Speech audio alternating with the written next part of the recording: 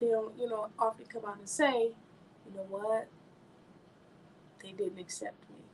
Um, if it don't work out with a significant other, oh, God, that wasn't meant. It wasn't meant. It wasn't meant. God got something different. God got better. It wasn't meant. Um, thank God for turning it around. Whatever, Um, when it comes to people in general, whether it's personal, friendship, or whatever, we'll say, God shifted us, it was time, or whatever. Um, something that we don't like to admit. We don't like to admit that rejection is something that we experience. And that's okay.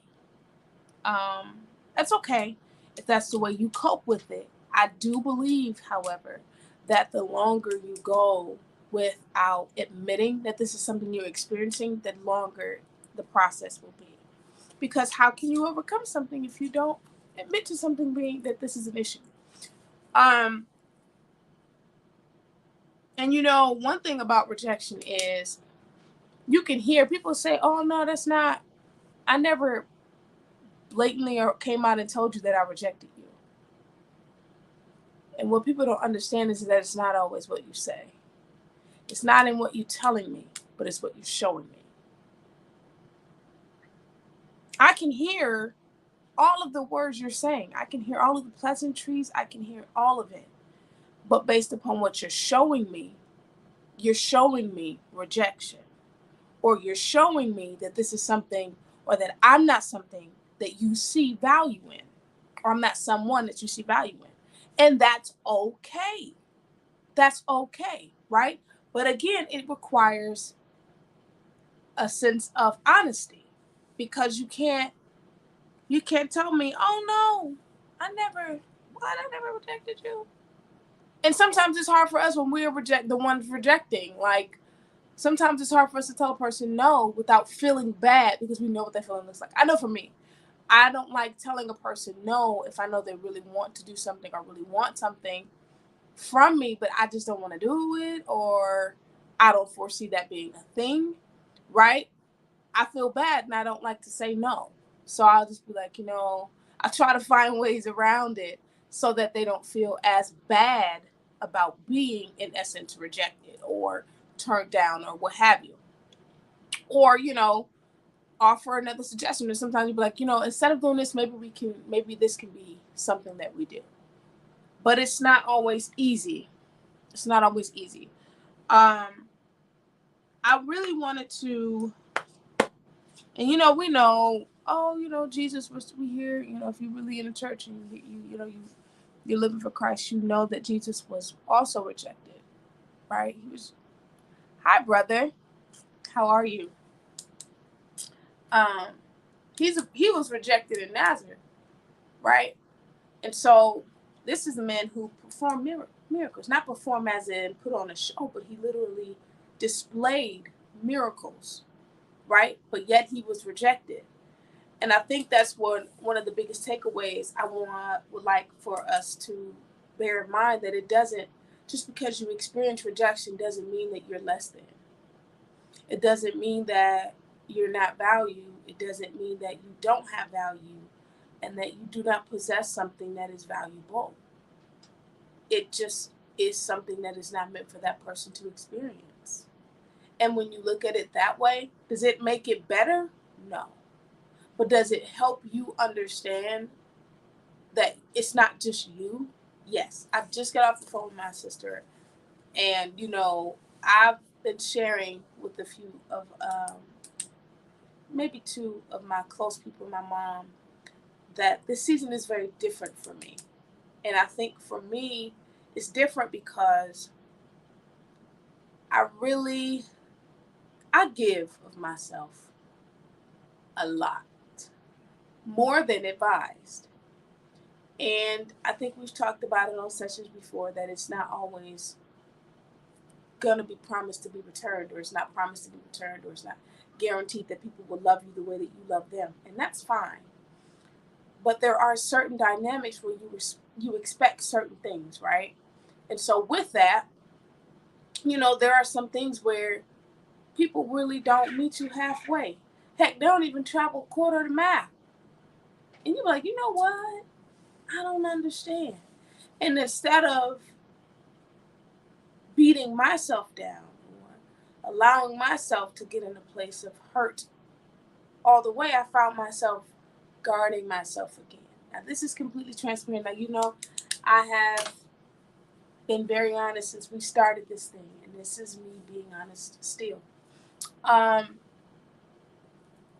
It's not something that I like to do.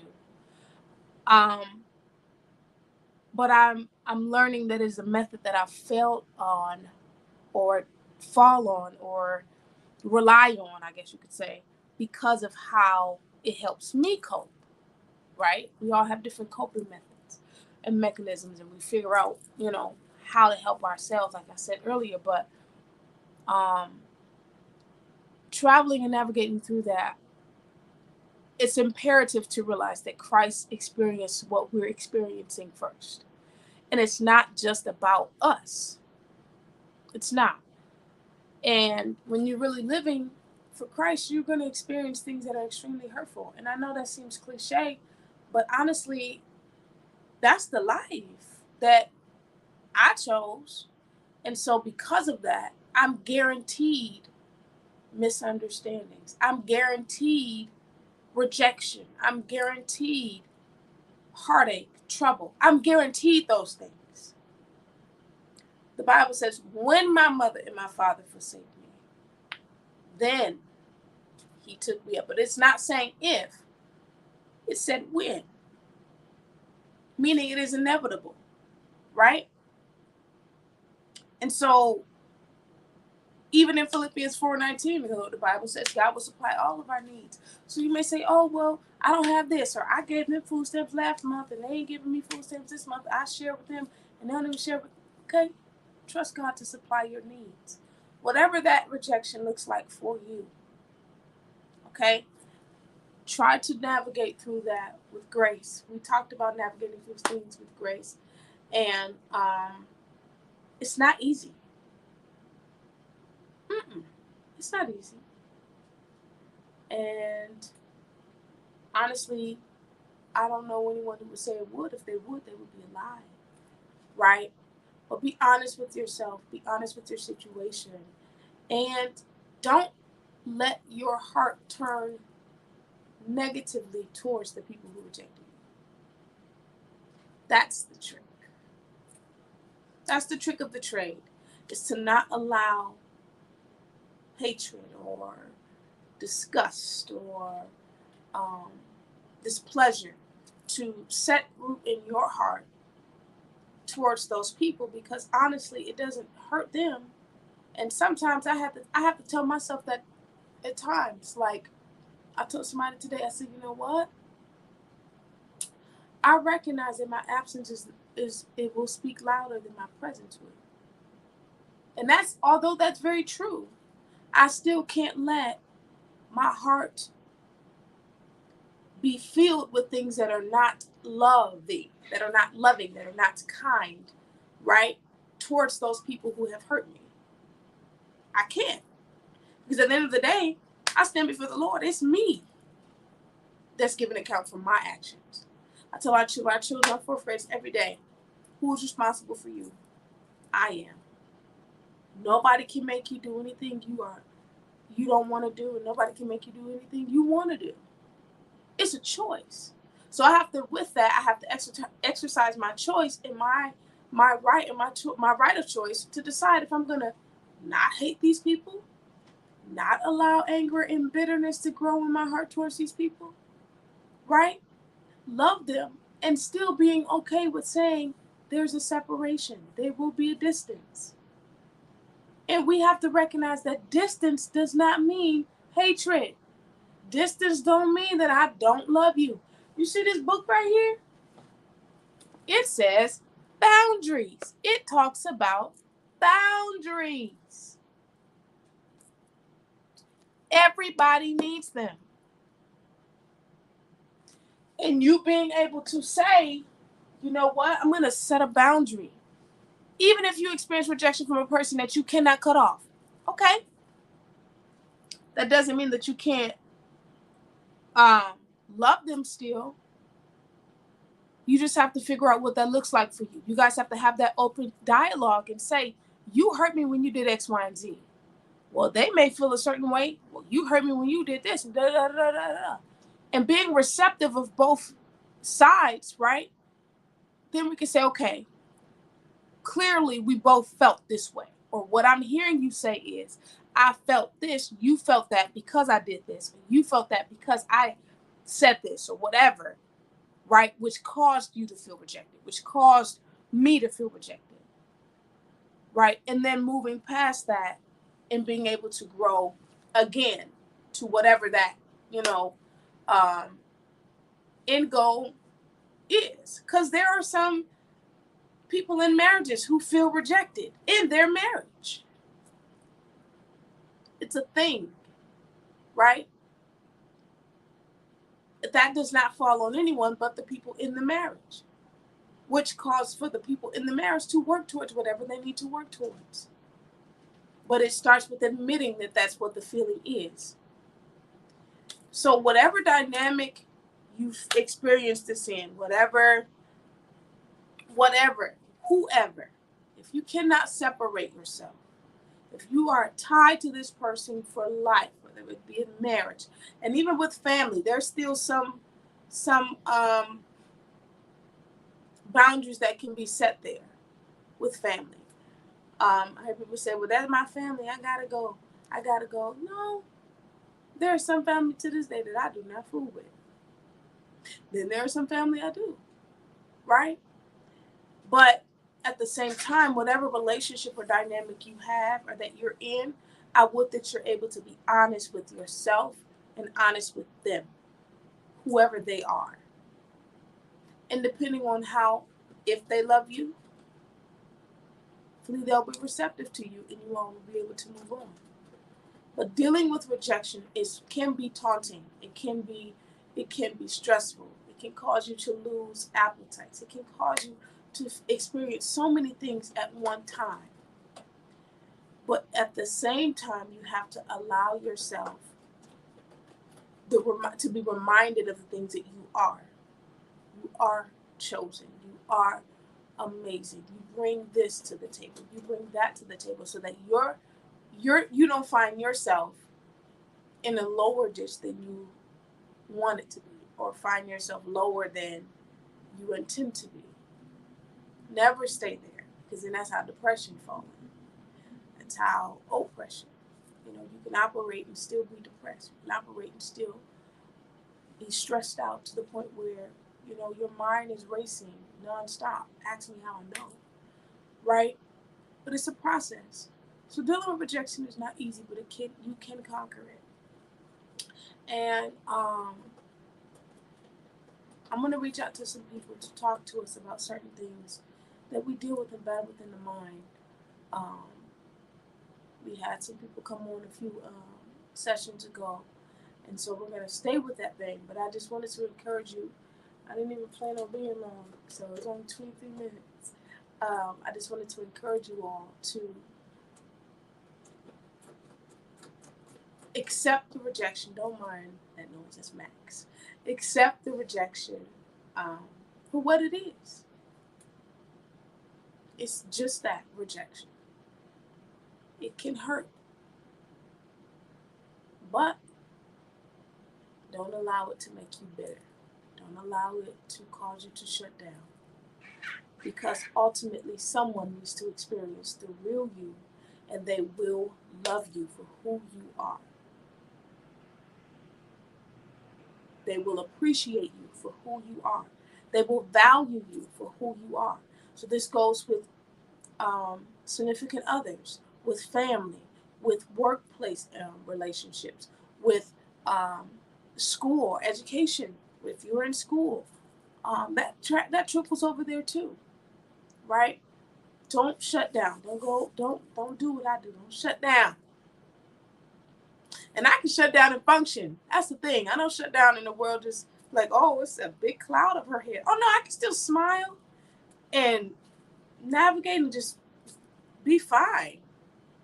There's just a certain point or a certain access, certain amount of access you will be granted. That's all. Right? But then I'm denying people access to me who deserves it or who needs to experience that, because ultimately I'm not living a life for me. I'm living for Christ. So to shut down is to and deny people access to me to a certain point. Is to deny them to experiencing the God that lives in me. That's how I have to look at it. I'm like, oh, you deep, churchy. No, I'm just saying for real, and I have to really evaluate myself and make sure that I align myself up with the Word of God, because ultimately, I'm living to live again. It's not about me. But I will leave you with 2 Corinthians 12:9. And he said unto me, my grace is sufficient for thee, for my strength is made perfect in weakness, most gladly. That most gladly makes us feel like my pleasure. It's my delight to take that burden from you. So if anything, draw closer to Christ while experiencing what you're experiencing. Don't question why. Don't question what if. Don't do that to yourself.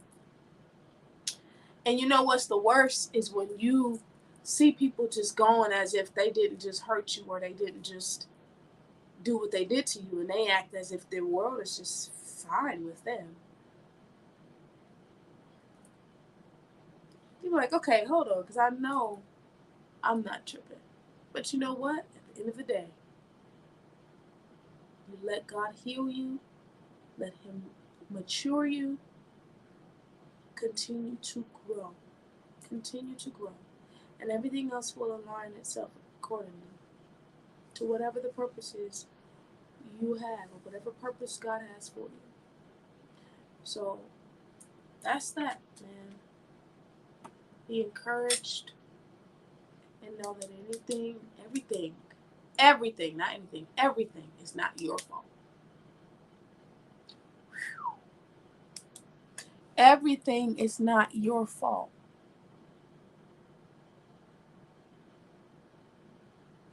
My brother Josue Nieves preached the message about a month ago, a few weeks ago, and it said, be careful how you handle me.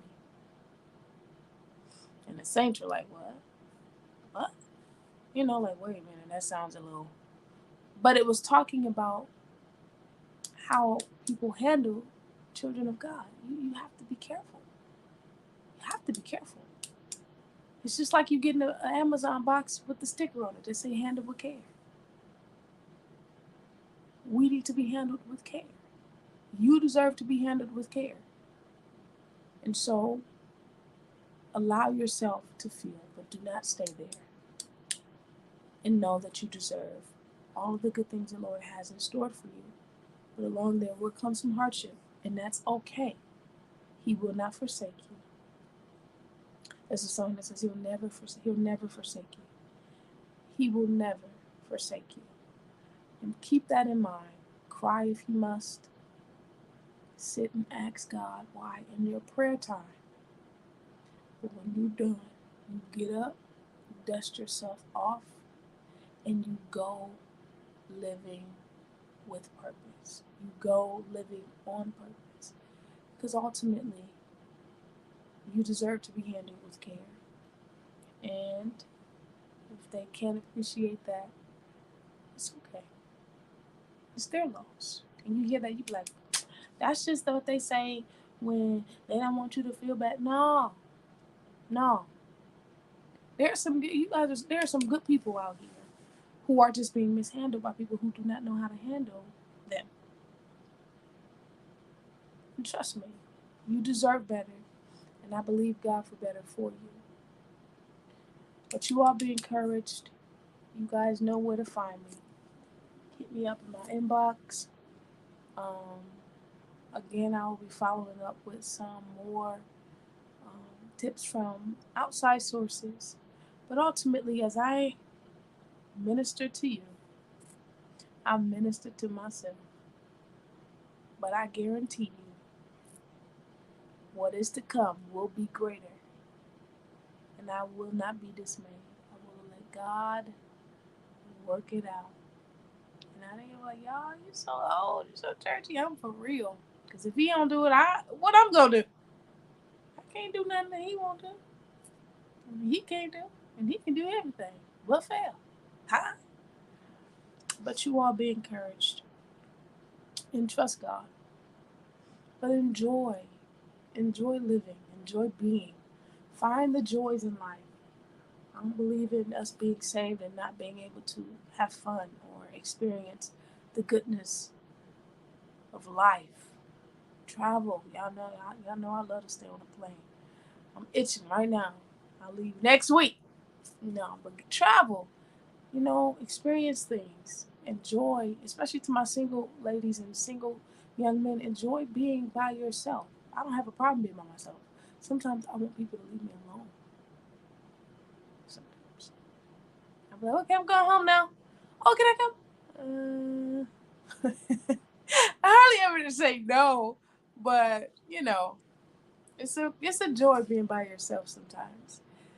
And hi Tiff, no, I will not be there. I do miss you though. No, I won't be there. But I do miss you. Kiss and love on that little baby in my car for me. Yeah. So you all be encouraged though. Love on yourself. Love on yourself. Wow. Don't do that. Don't do that. You need to make a trip to Milwaukee. A good plan. Don't do that. But I'll be there soon though, Tiffany. But yeah, love on yourself. Take time out for yourself. I plan on pampering myself this weekend. In between all the festivities of church, we got church camp, pastoral anniversary. Ooh, baby, but I'm going to find myself getting a pedicure somehow in between there. Listen, okay? But love on yourself. And learn to value you. Learn to value you. But if that be all, if there be nothing else, mother is gone. She's gone. Mother gone now. Mother gone. But I love you all dearly. I appreciate your support. I appreciate you all tuning in. Thank you for allowing me to pour into you, for allowing God to pour into you through me. Because surely these things are of God, and I don't like sharing all my business, but I like to be honest. And so sometimes He calls for us to be transparent. And so thank you for accepting that transparency. Again, if you have any struggles, any issues, you need help, reach out to me. I'm not saying I have all the answers, but I want you to feel that you're not by yourself. If you don't have any key people in your life and you need advice or anything like that, and if I don't know, I'll help send you to the right person. I know some amazing leaders. I'm under 2 of them who are amazing. And so I just want you all to be encouraged and know that you're not by yourself and that you're amazing the way you are. But that doesn't mean you don't have to grow that. Okay? But yeah, so you all be blessed. Have a great rest of the week. If there be anything you all need, I pray that the Lord supplies all your needs. And that your heart is encouraged. All right? I'll see you all later. I love y'all.